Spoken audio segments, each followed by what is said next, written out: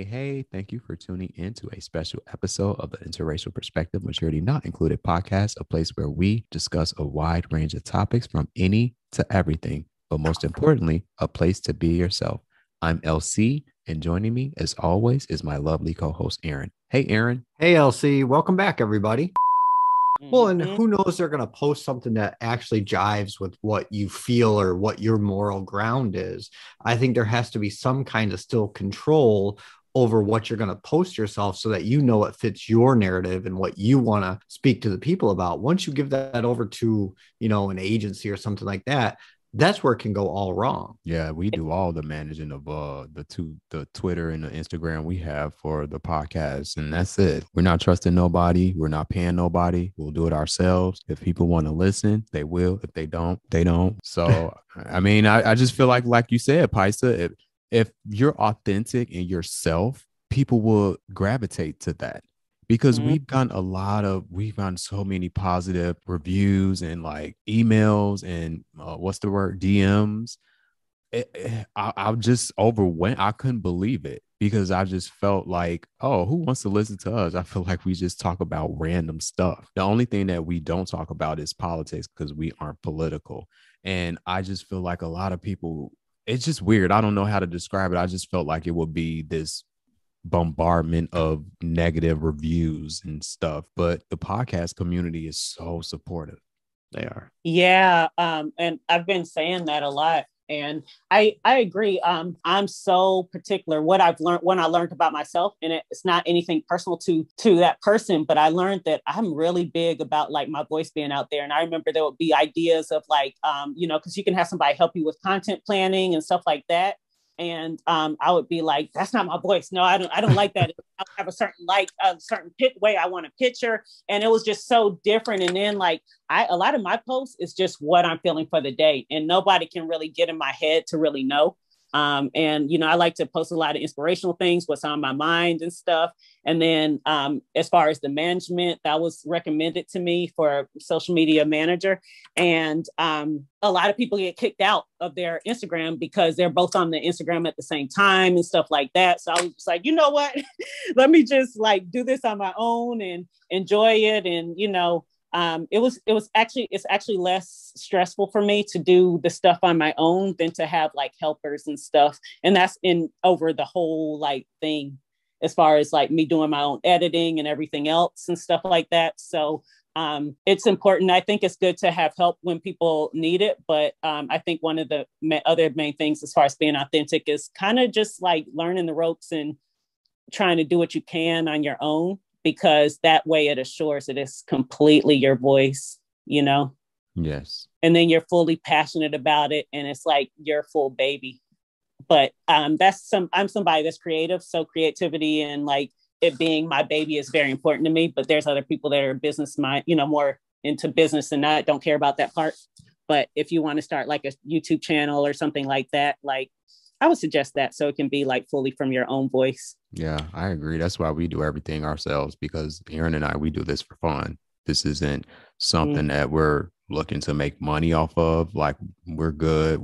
This is a hobby. And I mean, hey, if it does turn into something bigger, good. But just stay true to yourself. Be you. Don't change for no one. But yeah, Aaron. No, and I was going to ask a follow-up question to where we kind of started with this, which is, loyalty and your thoughts on that. Has that, during this whole process and stuff, what's your definition of friendship? And has that changed through all of these kind of, social media and where you're at now? My emotions are so all over the place. So I looked at this and got back. Like I said, I had a very interesting turnaround year between the last year. So there's a lot of things that were revealed between this show and then just everything happening. So one thing that I did notice in all of that is that my definition of friendship is honesty, communication, and support. Like those are like the three most important things to me. And so what I mean by that is if you see your friend going left, which like I could have been going left or I could have been off or somebody could have disagreed with something that I'm saying, then I feel like it's important to talk about it. And now timing is very important. So if you want to let something go for a second, then that's fine. But as a friend, like we need to be checking each other. Like if there's something that's off, then I want you to check me as my friend, but nicely, with grace in the right time. And if you feel a certain way, I need to know, like, and it can't be all late, like, a year later. Oh yeah, I actually was feeling this way. Well, I think that, honesty and communication is so important, and timing. Don't let stuff drag out too much. Support, if somebody's doing something, then support them on what they're doing. But, there's a time where honesty can come in there too. If they ask like where they could grow, or if you have a suggestion, then that should be something that should be talked about. And as a friend, you should be comfortable being open and honest about that kind of stuff. So like that's something that really was huge for me, was the support and communication and honesty. Like, and even when it's uncomfortable, like, the big theme of the past year was uncomfortable conversations. And we have so many different ways of, communicating now. I had one friend where we did like polos, Marco Polo the whole time. And that's like voice text all the time. So even if you feel uncomfortable about the way that your friend's going to take what they're saying, you can do a polo and say, I know this is going to be hard. Listen to this, digest it when you have time. Like that was some stuff that I was doing last year, saying, hey, like this is kind of a heavy polo. So wait till you have your mind open for this, and listen to what I have to say. But like that kind of stuff is just really necessary. And with me, like losing my mom too, like I think that kind of stuff, support is huge for me. I agree. And I think you do too, Elsie. We've been always big believers in that. And a lot of times I think all three of us in this regard are very blunt and very forward with people that I don't think we have a wait. It's like, oh, wait a minute. What did you just say? And you talk about it, because if you can't air it out with your friends, to me, does that mean you're really friends? Exactly. I mean, Pysa, you heard my mom. That's exactly how I was raised. My mom was taught all of us, my siblings and I, to say what's on your mind. And if you think it might be offensive, don't say nothing at all and just walk away. Yeah, and your mom was like, don't be sitting down and letting people get beat up if it's your friend. Yeah. Like, you're not sitting around. So I thought about that today at the store. And then I drove past a bank, because I don't really go to the bank anymore, because everything's, kind of virtual for me. Yeah. But I looked at the bank and I thought about that door, and I was laughing about your mama. I gotta tell Elsie that I was cracking up, because I thought about the man trying to get in the bank. He was like, y'all better all be together. I want him to come in. I want him to come in. So I was like, that's what So a bank will never be the same to me. I'll always look at that and be laughing, thinking about that story. I know she always have a new story for us. And I'm like, Mom, you need to stop. Like you sound like you're someone just trying to catch a case. You know what? I wouldn't get in trouble with your mama with laughing though, because I am one, I can't hold my laughter, and she would be mad at me because oh no, she that doesn't bother her. A lot of people think she's funny, but she just thinks I don't know why they think I'm funny, because I be dead serious. she said that she was mad at you for laughing about the car not starting or something that happened. Oh yeah, that's when we were kids when her car wouldn't start. Yeah, she just told us, you guys are y'all about to be walking. I'm like, okay. Yeah. So that's important with friendship too, to loop it around to that, is just having fun together. Like you should be able to have fun together, but also like be serious and stuff too. So I feel like there was some questions that I went left on and didn't answer, but I hope this gives you enough of the answers.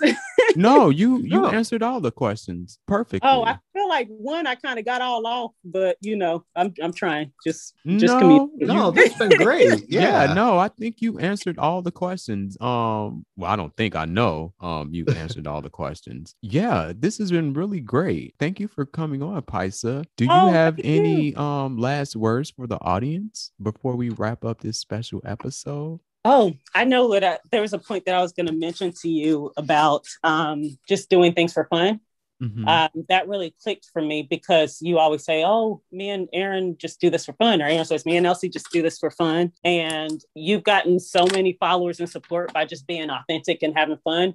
And by you saying that, it just keeps running in my mind. So whenever I get like too into what my dream is, because of course I want to be able to make money eventually. And I don't want to do 9 to 5s because, I'm a passion person. I wanted to dance and I've always wanted to do my dream as a full-time thing, but you can get caught up sometimes and then it's not even fun anymore because it started as a passion project. So I really love that you guys you have like zero expectations and you do it for fun. And I noticed everybody that said that they're doing their stuff just for fun are like actually end up blowing up. So there's a power in not having but so many goals and just doing what you love and what you feel. And then when people see that, then they love it instead of trying to like hit numbers, like we're saying for social media and stuff like that. So you guys have really inspired me in that area.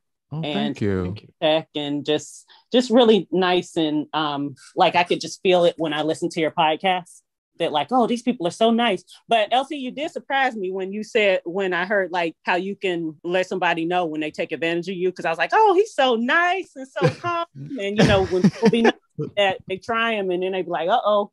So I was surprised to hear that other side of like, hey, you're not going to be taking advantage of me, but I'm into that. I like that.